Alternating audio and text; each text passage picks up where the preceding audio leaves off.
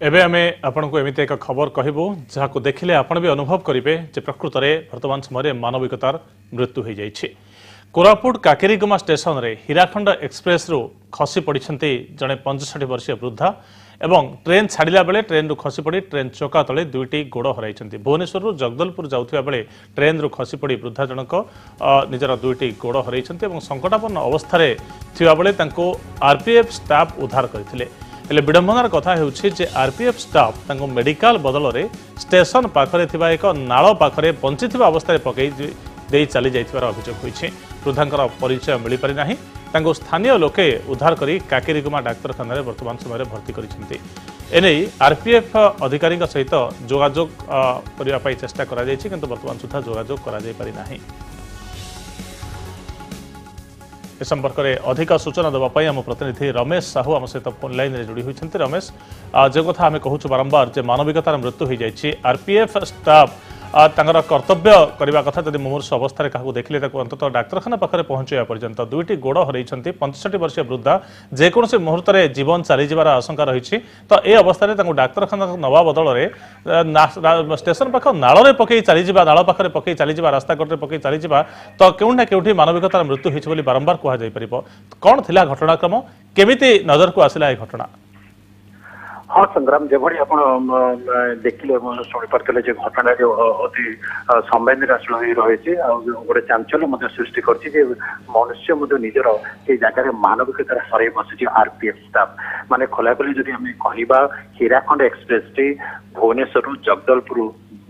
अभिमुखे जाऊला आज रिटर्न थिला आसवा समय कोरापुट जिलार काकेरीगुमा गोटे स्टेशन अच्छी सेठी टिके रही रही से रही समय से वृद्धा जनक सेठू ओह्लाउले। ओह्लैवा समय हठात गतिशील हो पड़ा हीराखंड एक्सप्रेस जहाँफल कि वृद्धा जनक खसी पड़ी ट्रेन फसी जाते उद्धार करने पारे शेष में दुईटी गोड़ कटिगला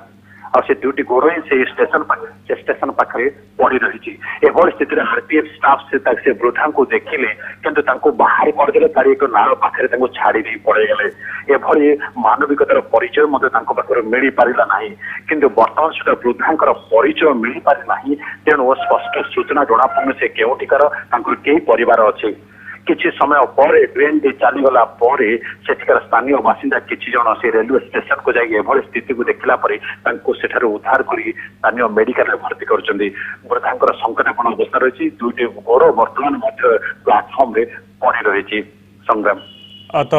काकेरीगुमा डाक्तरखाना रे गोड़ जोड़िया व्यवस्था नथिबो वृद्धा एते वयस्क रक्तस्राव होइतिबो प्रबल गोड़ दुईटी कटिगला परे तो उपयुक्त चिकित्सा सुविधा काकेरीगुमा रे मिली परिबो कि ताकु नै संदेह रही आ कोनोसी बड़ हॉस्पिटल को पठाया व्यवस्था होछि कि? हाँ संग्राम देखो वर्तमान समय जेहेतु वृद्धा जनकर कौन परिचय मिल पारि ना कौन संपर्क जदि रही था ये सब कम कर किंतु जेहेतु काकेरीगुमा एक छोट स्टेशन छोट जगह जो मेडिकल रखा जाए डाक्टर पाखे से